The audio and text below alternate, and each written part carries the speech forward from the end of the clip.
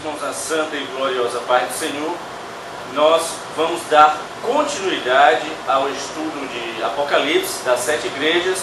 Já vimos Laodiceia, a igreja que será vomitada, que nem é quente, nem é fria. Já vimos Éfeso, a igreja do início do apostolado. Já vimos Esmirna, a igreja perseguida. E hoje nós vamos ver a igreja de Pérgamo. Vamos começar a estudar, talvez venhamos a ter também 3 partes. Vamos ver como ficará este estudo da igreja de Pérgamo. Localizem na sua Bíblia Apocalipse capítulo 2, a partir do versículo 12, indo até o versículo 17. Apocalipse capítulo 2, indo do versículo 12 ao 17, que diz: E ao anjo da igreja que está em Pérgamo escreve: Isto diz aquele que tem a espada de 2 fios. Algumas traduções dizem espada de 2 gumes. Conheço as tuas obras e onde habitas, que é onde está o trono de Satanás. E retens o meu nome, e não negaste a minha fé, ainda nos dias de Antipas, minha fiel testemunha, o qual foi morto entre vós, onde Satanás habita. Mas algumas poucas coisas tenho contra ti, porque tens lá os que seguem a doutrina de Balaão, o qual ensinava Balaque a lançar tropeços diante dos filhos de Israel, para que comessem dos sacrifícios da idolatria e se prostituíssem. Assim tens também os que seguem a doutrina dos nicolaítas, que eu odeio. Arrepende-te, pois quando não, em breve virei a ti, e contra eles batalharei com a espada da minha boca. Quem tem ouvidos, ouça o que o Espírito diz às igrejas. Ao que vencer, darei a comer o maná escondido, e dar-lhe-ei uma pedra branca, e na pedra um novo nome escrito, o qual ninguém conhece, senão aquele que o recebe. A igreja de Pérgamo é a igreja que se une com um favor imperial. Em outras palavras, ela se uniu ao mundo. A palavra Pérgamo em si significa casamento, união. Como outras cidades lá de Éfeso e Esmirna, o paganismo também dominava a cidade de Pérgamo. Por exemplo, o povo de Pérgamo adorava Ártemis, deusa da guerra. Adorava também a Zeus, considerado o salvador do mundo. Adorava Baco, deus do vinho, daí vem a palavra bacanal, onde tem muita bebida. A deusa Hera, que era a deusa do casamento. E Esculápio, deus da medicina. Então veja quantos deuses eram adorados em Pérgamo. Na cidade de Pérgamo tinha um dos maiores hospitais da época, e o nome do hospital era Asclepion. Na entrada do hospital, construído em nome de Asclépio, deus da saúde, viam-se relevos de serpentes, animal que depois veio a ser símbolo da medicina.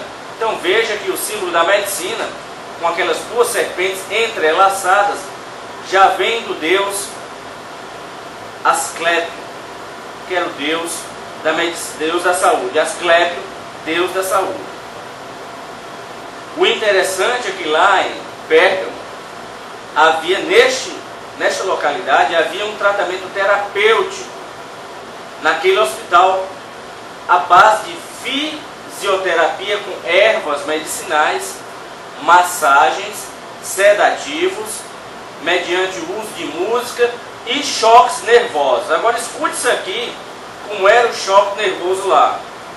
Segundo a história, eles colocavam 2 serpentes dentro de um túnel, e eles colocavam o paciente no túnel, com um pano em seus olhos, vendando, e mandavam o paciente caminhar naquele túnel. E quando o paciente estava bem perto das cobras, das serpentes, eles tiravam o pano. E ali acontecia um choque nervoso. Agora você imagina a pessoa já com problemas, com os olhos vendados dentro de um túnel e se deparar de repente com duas serpentes. Realmente é um choque tremendo. A história diz que este tratamento terapêutico era tão eficiente lá em Pérgamo, que lá no hospital a diretoria mandou esculpir sobre o portão da entrada do hospital a seguinte frase: em nome dos deuses, a morte não pode entrar aqui. Então era um tratamento que dava certo. E a diretoria lá mandou esculpir na entrada do hospital: em nome dos deuses, a morte não pode entrar aqui. Mas lá nessa cidade de Pérgamo havia uma comunidade cristã, havia um grupo de crentes, um grupo de fiéis, e foi para lá que Jesus mandou João escrever a epístola. Ao anjo da igreja de Pérgamo escreve: isto diz aquele que tem a espada aguda de 2 gumes, ou 2 fios. Vamos entender mais aqui como era esta cidade, esta igreja lá em Pérgamo.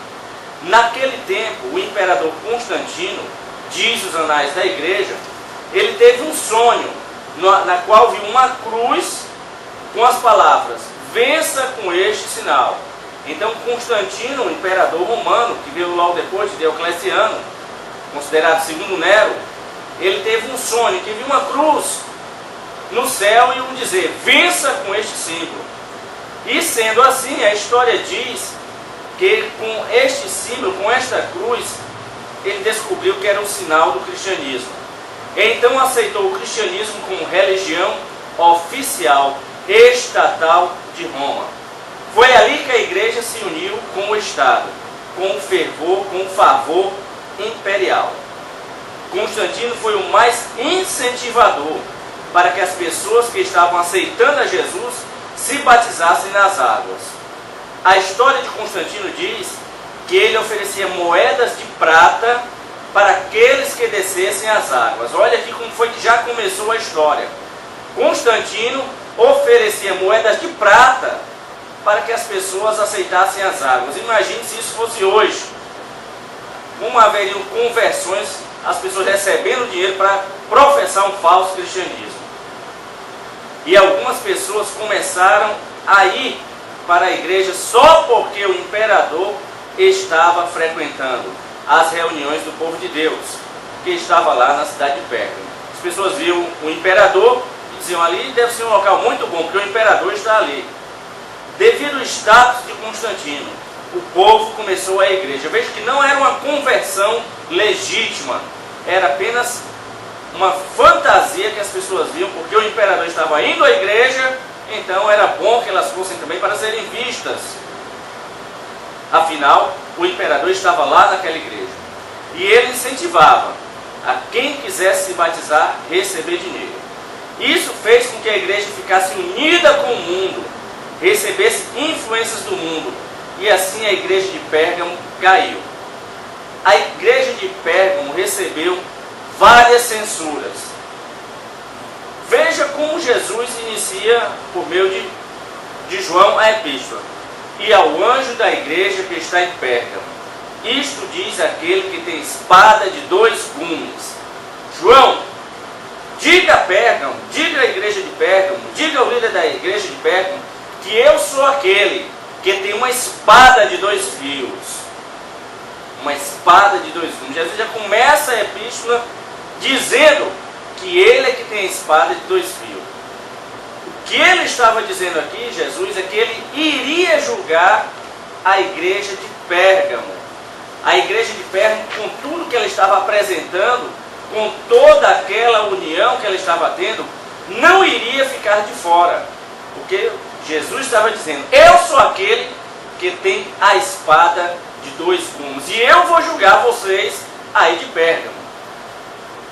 Lá em 1 Pedro, capítulo 4, versículo 17, está escrito, escute aí, 1 Pedro, capítulo 4, versículo 17. Porque já é tempo que comece o julgamento pela casa de Deus. E se primeiro começa por nós, qual será o fim daqueles que são desobedientes ao Evangelho de Deus. Veja, vamos trazer para os nossos dias. Em 1 Pedro aqui, capítulo 4, versículo 17, está dito que o julgamento vai começar primeiro pela casa de Deus. Não é lá fora. Primeiro vai começar dentro, por nós.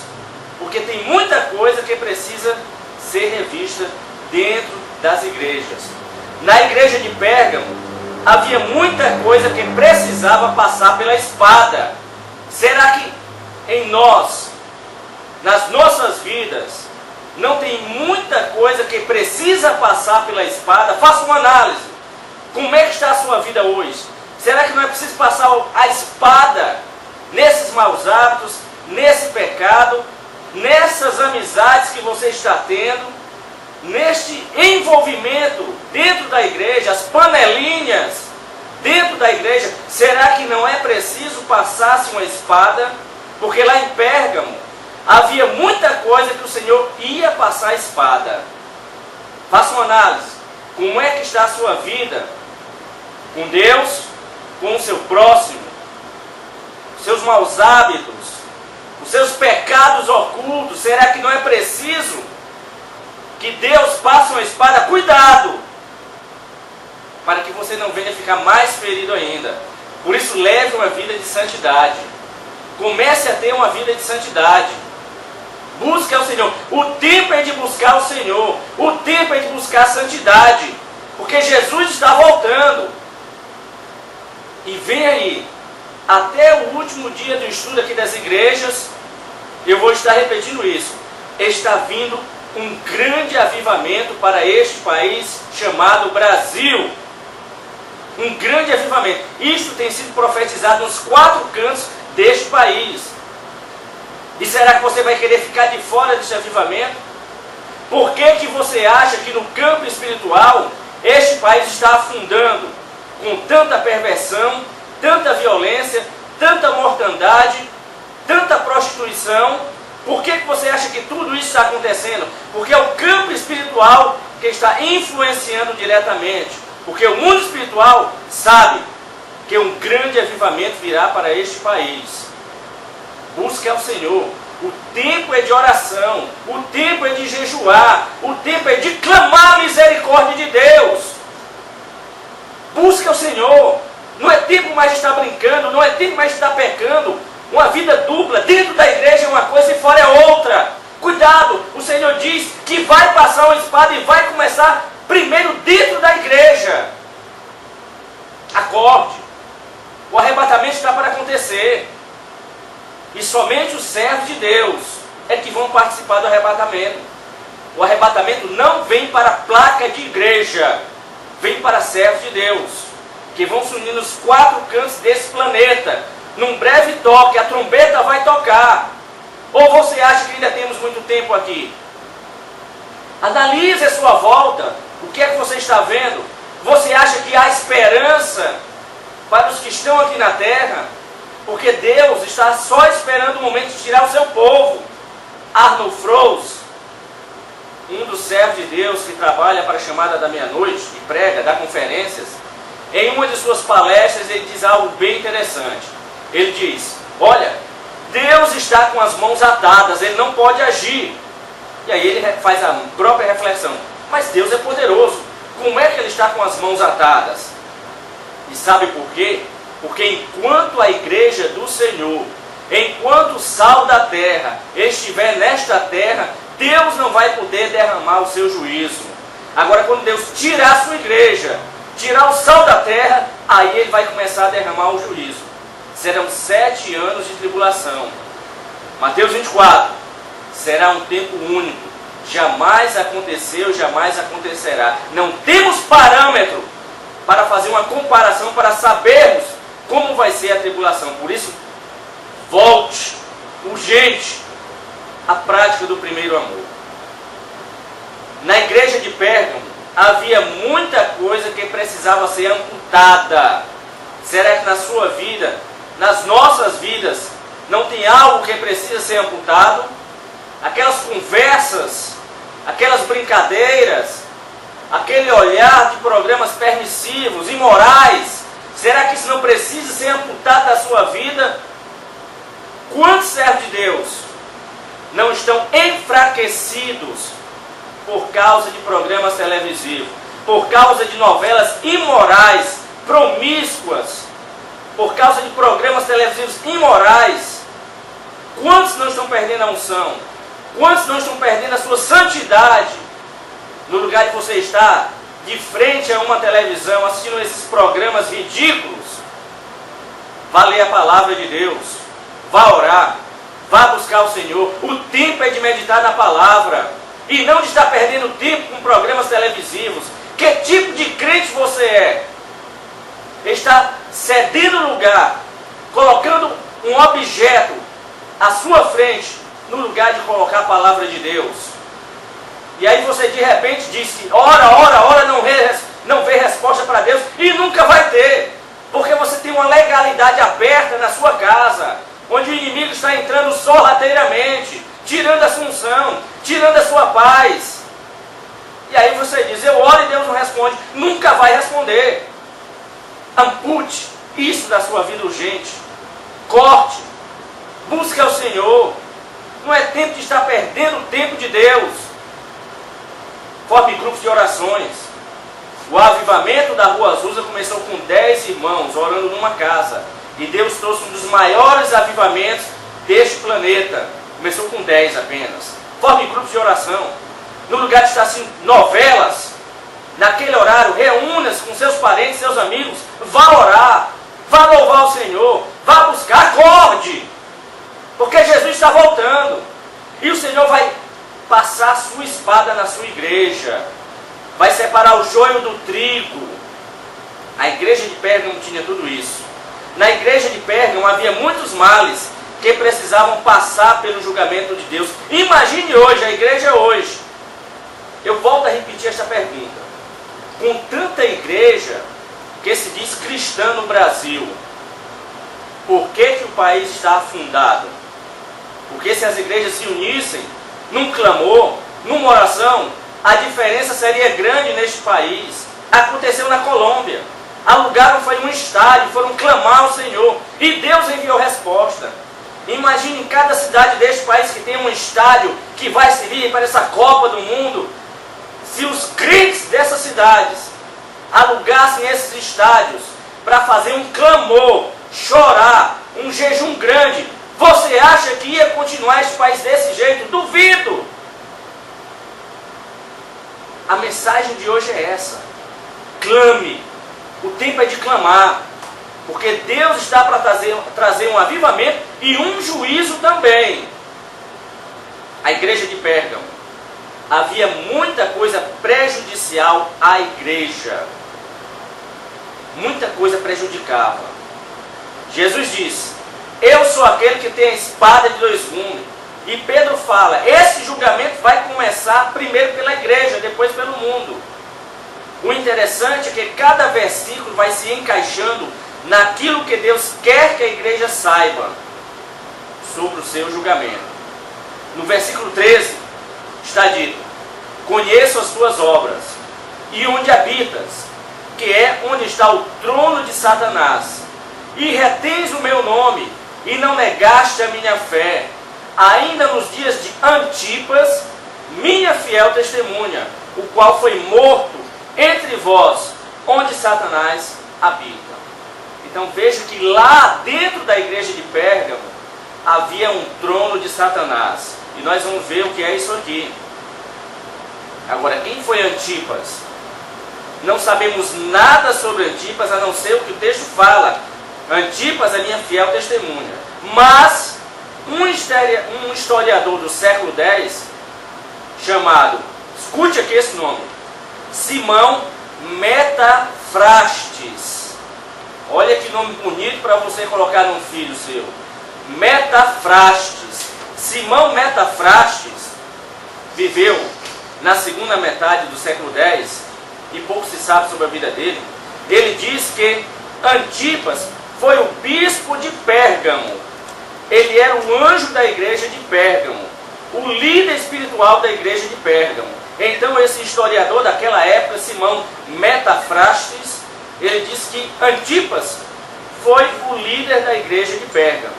Segundo a tradição, Antipas foi, escute o que era ser crente aqui nessa época, nós temos falado isso.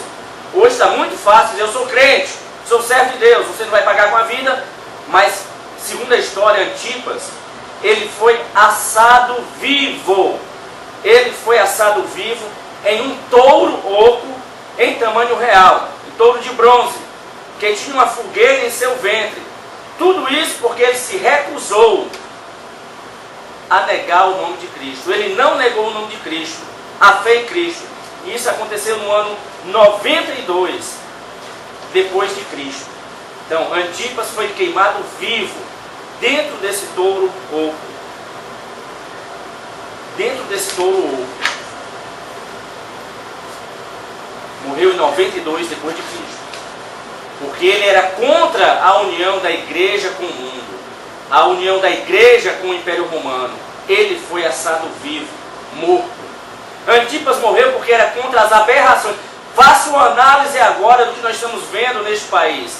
Antipas morreu porque era contra as aberrações que a igreja estava fazendo naquela época, os pactos com que ela estava pactuando. E muitas igrejas hoje estão pactuando com o mundo, estão pactuando com as coisas erradas, com as coisas que não são de Deus, estão pactuando. Cuidado! Se você apoia certas coisas que são contra a palavra de Deus, você é réu de crime contra a palavra de Deus também. Não aceite o que não é bíblico para ser certo. Rejeite. Você, por enquanto, aqui no Brasil, você não vai pagar com a sua vida, por enquanto. Mas talvez venha um tempo aí que os servos de Deus verdadeiros que não quiserem negar fé vão ser mortos. E aí a igreja vai acordar. Cuidado, por isso nós dizemos aqui no programa Jesus está voltando. O tempo é de orar, o tempo é de clamar, porque não sabemos o que está vindo pela frente. Sabe-se lá se não vem uma perseguição violenta contra a igreja. E aí vai se saber quem realmente é servo de Deus e quem não é. Jesus ainda diz: sei onde habitas, onde está o trono de Satanás. Ouça isto. Jesus diz que esse trono estava dentro da igreja. Onde há quebra de mandamentos, ali está o trono de Satanás. Onde há vulgarização do pecado, ali está um trono de Satanás. Onde há dissimulação do pecado, ali está um trono de Satanás. Onde há lideranças mundanas, regras libertinas, ali está o trono de Satanás. Tanto o mundo como a igreja vai ser julgado por Deus. Tanto o mundo como a igreja vai ser julgado por Deus. Porém, não é o mundo que toma o nome de Deus em vão. Nós é que tomamos o nome de Deus em vão. Onde o divino não tem valor, ali há um trono de Satanás. A igreja de Pérgamo caiu devido a isso, a sua união com o Estado. Quando você começa a falar mal do irmão, começa a falar mal do seu pastor, começa a inventar fofocas dentro da igreja, começa a fazer picuinhas dentro da igreja, dentro do seu coração tem um trono de Satanás. Cuidado, porque Deus vai julgar. Se você age desta maneira no seu coração, lá dentro, implantado lá dentro, há um trono de Satanás. Cuidado. Para a igreja de Pérgamo havia ainda duas reclamações que Deus fazia a essa igreja. Versículo 14 e 15 diz o seguinte: mas algumas coisas tenho contra ti, porque tens lá os que seguem a doutrina de Balaão, o qual ensinava Balaque a lançar tropeços diante dos filhos de Israel, para que comessem dos sacrifícios da idolatria e se prostituíssem. Assim tens também os que seguem a doutrina dos nicolaítas, que eu odeio. Além de tudo que nós falamos, tinha ainda mais esses dois agravantes: os que seguiam a doutrina de Balaão e os que seguiam a doutrina dos nicolaítas. Duas coisas agravantes. Vamos analisar isso aqui. Alguns membros estavam seguindo a doutrina de Balaão. Balaão foi um possuidor de grande carisma. A prova disso é que Balaque mandou chamar Balaão para amaldiçoar Israel. Balaão era um homem que tinha contato com Deus, era um profeta, viu? Ele era um profeta, Balaão. Em Judas, no versículo 11, está dito: ai deles, porque entraram pelo caminho de Caim e foram levados pelo engano do prêmio de Balaão e pereceram na contradição de Coré. Olha só o que é que aconteceu. Vocês lembram o que é que aconteceu? Em 2 Pedro 2,15: os quais, deixando o caminho direto, erraram, seguiram o caminho de Balaão, filho de Beor, que amou o prêmio da injustiça. Qual foi o erro de Balaão? Existia naquela igreja um grupo, na igreja de Pérgamo, que seguia a doutrina de Balaão. E o erro de Balaão foi que ele começou a querer o dinheiro. Foi contratado para amaldiçoar Israel. Balaque até dobrou o prêmio. A ganância pelo dinheiro, o amor ao dinheiro, é a raiz de todos os males. E foi isso que fez Balaão perder a sua unção. Foi isso que fez com que Satanás entrasse no coração dele. Ele queria dinheiro. Nós vamos analisar isso aqui agora. Quantos servos de Deus não têm perdido a unção por causa do dinheiro? Vamos analisar. Quantos servos você conhece que começou humilde, era um homem de Deus e perdeu de repente a unção porque vislumbrou só o dinheiro? Será que não é isso que estamos vendo hoje? As pessoas correndo atrás de dinheiro. Qual é o evangelho de hoje? Da prosperidade. Que todo servo de Deus tem que ser bilionário. Ninguém tem que ser empregado, tem que ser patrão. Você não pode morar de aluguel, tem que ter sua casa própria, seu apartamento. Você não pode andar de bicicleta, tem que ter um carro de luxo. O amor ao dinheiro é a raiz de todos os males. E muitos servos de Deus estão perdendo a sua coroa. Cuidado! Por causa do amor ao dinheiro. Quantos pastores não têm perdido a revelação divina por causa do dinheiro?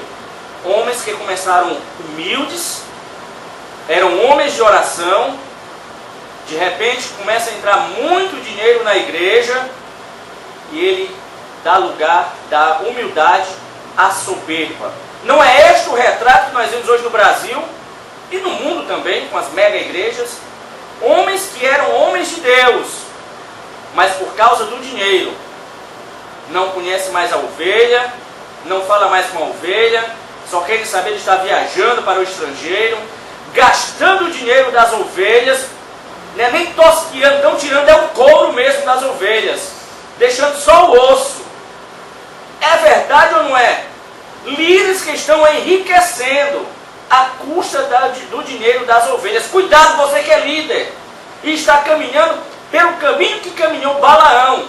Um juízo virá sobre esta terra. E primeiro vai começar na igreja. A espada do Senhor vai cortar. Cuidado! Eu fico imaginando, se o arrebatamento fosse hoje, agora, o grupo que mais ficaria de fora seriam os líderes, seriam os pastores. Porque nós temos visto aí, o camarada abre uma igreja e de uma hora para outra está rico. É dinheiro para isso, dinheiro para aquilo. E as almas lá dentro mortas, querendo um afago, querendo uma oração, querendo serem amadas e não são.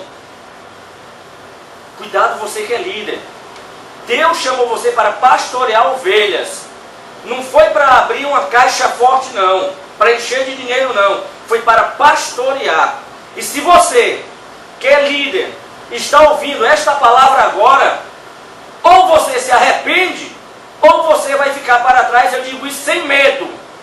Ou você se arrepende e volta ao primeiro amor, ou você é um forte candidato para quando a trombeta tocar, você vê os irmãos sumirem e você depois vai chorar. Cuidado, não brinque, com Deus não se brinca. E tem muitos que estão brincando com Deus, achando que Deus não está vendo. Cuidado. Quantas igrejas estão cegas espirituais por causa do dinheiro? Eram igrejas que começaram pequenas, Hoje estão verdadeiros palacetes, ar-condicionado, tapete, instrumentos de primeira geração, enquanto Jesus está lá do lado de fora da igreja, querendo entrar, mas nem os de dentro, nem o líder querem deixar Jesus entrar. É verdade ou não é? Quantas igrejas o Espírito Santo quer entrar, e o líder e os membros dizem, fique lá do lado de fora, Espírito Santo, aqui não tem lugar para você não. Aqui é só oba-oba, igrejas de oba-oba, onde tem muitos movimentos, mas o principal, que é a palavra de Deus, falar contra o pecado, clamar ao Espírito Santo, não tem. E nós aqui falamos abertamente, porque é o retrato de uma geração, é a igreja de Laodiceia, a igreja morna, a igreja que não quer poder de Deus. Quantas igrejas começaram humildemente, tinham um bom propósito em direção a Deus e se perderam no meio do caminho por causa do dinheiro. Quantos profetas, agora aqui eu vou chegar num ponto bem crucial, quantos profetas não estão afundados em profetadas por causa do dinheiro? Que hoje aqui no Brasil e no mundo, geral, tem algo muito peculiar. Qual é a sua profissão? Sou profeta. Eu profetizo, mas você me dá dinheiro, viu? Porque eu não trabalho, o meu negócio é profetizar, você tem que me dar dinheiro. E esse pessoal, me desculpem os verdadeiros profetas, porque tem homens de Deus, existem homens de Deus realmente, que são profetas de Deus, mas tem uma grande maioria que estão vendendo profecias por dinheiro. E os camaradas, eu vou usar desse termo, os camaradas, parece que vivem lá no paraíso com Deus, porque se uma sala tiver 100, 200 pessoas, são 200 revelações. Estou vendo um envelope aí na sua mão, estou vendo a chave na sua mão, a chave na sua mão. Tem um parente da sua casa que vai se converter, estou vendo um carro para você. Você foi curado de um câncer. Profecias da lógica. Estou vendo um anjo aí do seu lado, irmão. Tem um anjo aí do seu lado. Estou vendo um envelope de ouro aí para a irmã. Profecias da lógica. Verdadeiras profetadas. Cuidado, você que se diz que é profeta, está ganhando dinheiro em cima das pessoas, enganando as pessoas. Você devia ler a Bíblia, viu? Leia a Bíblia e veja o que Deus vai fazer, o que Deus fez com os falsos profetas. Não brinque com Deus. Se você é profeta, fale somente o que Deus mandar. Não coloque outras palavras para agradar seu ninguém. Olhe para Paulo. Paulo, um servo de Deus, mas Paulo dizia, olha, eu vou trabalhar aqui com vocês, porque eu não quero ser peso para ninguém não. Eu vou pregar o evangelho, mas eu vou trabalhar, porque eu não quero ser peso para ninguém. Paulo trabalhava. Ele não ficava esperando que os irmãos fossem sustentá-lo, não. Eu estou falando, direcionando para os falsos profetas. Porque ainda existem, graças a Deus, verdadeiros homens de Deus, que só falam o que Deus manda. Estes sim, a trombeta vai tocar e eles vão ouvir audivelmente. Mas os falsos profetas, cuidado, converta-se, arrependa-se, porque você vai ficar para trás. Em 1 Timóteo, capítulo 6, versículo 10 está dito, porque o amor ao dinheiro, não é o dinheiro, é o amor ao dinheiro, é a raiz de toda espécie de males. E nessa cobiça, alguns se desviaram da fé, e se traspassaram a si mesmo com muitas dores. Como Balaão não pôde amaldiçoar o povo de Israel, o que ele fez? No verso 14.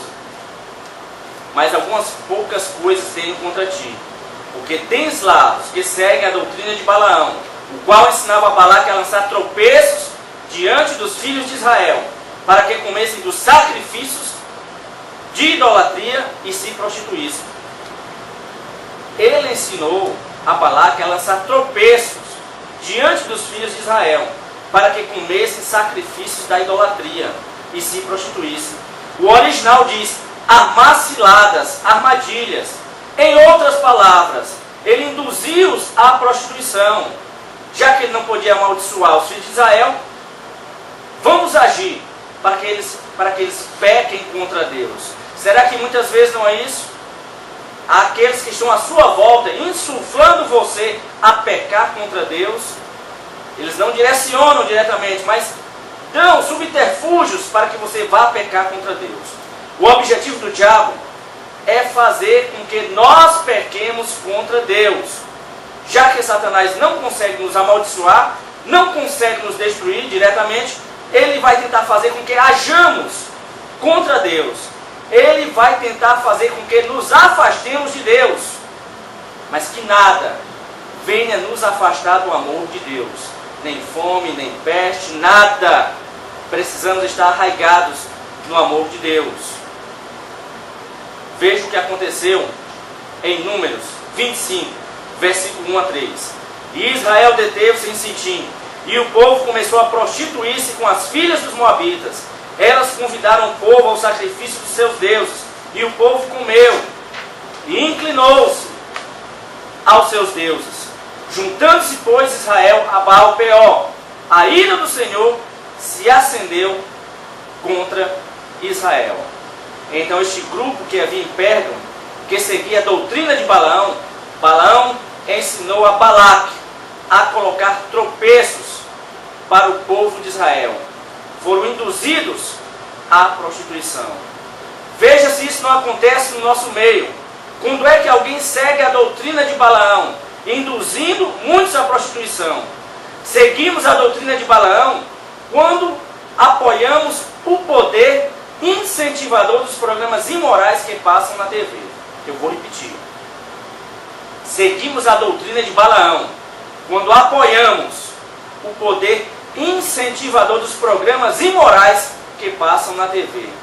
Seguimos a doutrina de Balaão quando alimentamos nossos instintos com sites pornográficos, bate-papos pornográficos, revistas pornográficas, filmes pornográficos. Quando alimentamos nosso instinto, seguimos a doutrina de Balaão. Seguimos a doutrina de Balaão, sedutora de Balaão, quando colocamos, isso é para as mulheres, principalmente, quando colocamos uma roupa sensual, provocativa, para provocar o sexo oposto, levando os outros a pecarem em pensamento. Quantas igrejas, quantas mulheres que se dizem servas de Deus, estão se vestindo para seduzir o sexo oposto? Desfiles de moda de mulheres seminuas dentro da igreja. Desfiles de moda, mulheres vestidas seminuas dentro da igreja. Cuidado, você que se veste assim, sabendo que está provocando o sexo oposto, você está seguindo a doutrina de Balaão. E você é uma forte candidata a ficar para trás no dia do arrebatamento. Isso é indução às pessoas para prostituição. Seguimos a doutrina sedutora de Balaão quando incentivamos aos outros ou participamos de conversas imorais ou piadas imorais de duplo sentido. É seguir a doutrina de Balaão. Seguimos a doutrina sedutora de Balaão quando induzimos ou incentivamos os outros a adentrarem na prostituição ou na fornicação. Em 1 Coríntios, capítulo 6, versículo 19 a 20 diz: ou não sabeis que o vosso corpo é templo do Espírito Santo, que habita em vós, proveniente de Deus, e que não sois de vós mesmos, porque fostes comprados por bom preço. Glorificai, pois, a Deus no vosso corpo e no vosso espírito, os quais pertencem a Deus. Viu isso? O que significa glorificar Deus nos vossos corpos? Em 1 Tessalonicenses 5,23 está dito: e o mesmo Deus de paz vos santifique em tudo, e todo o vosso espírito, a alma e o corpo sejam plenamente conservados, irrepreensíveis, para a vinda de nosso Senhor Jesus Cristo. Por isso, mantenha o seu corpo irrepreensível. E o que é ser irrepreensível? o que é um espírito irrepreensível, o que é um corpo irrepreensível. É aquela pessoa que não dá brecha para o inimigo, que não dá vazão aos seus instintos carnais. Por isso, mais uma vez dizemos, busque uma santidade com o Senhor, busque ter uma intimidade com Deus, ore mais, ampute tudo aquilo que está fazendo mal, a sua conversão, a sua amizade com Deus, tire da sua vida tudo isso, liberte-se dessas novelas, liberte-se desses programas promíscuos, não perca seu tempo. O tempo é de consagração, o tempo é de buscar o Senhor, o tempo é de clamar a misericórdia de Deus. No próximo bloco, nós vamos falar sobre os que seguiam aos nicolaítas, a doutrina dos nicolaítas. Então vimos a doutrina de Balaão, que insuflava o povo a cometer pecados, e vamos ver a doutrina dos nicolaítas. Veja que tudo isso tinha na igreja de Pérgamo. E mais uma vez nós conclamamos a você, você que está afastado do Senhor, está desviado, digamos assim, volte para o Senhor.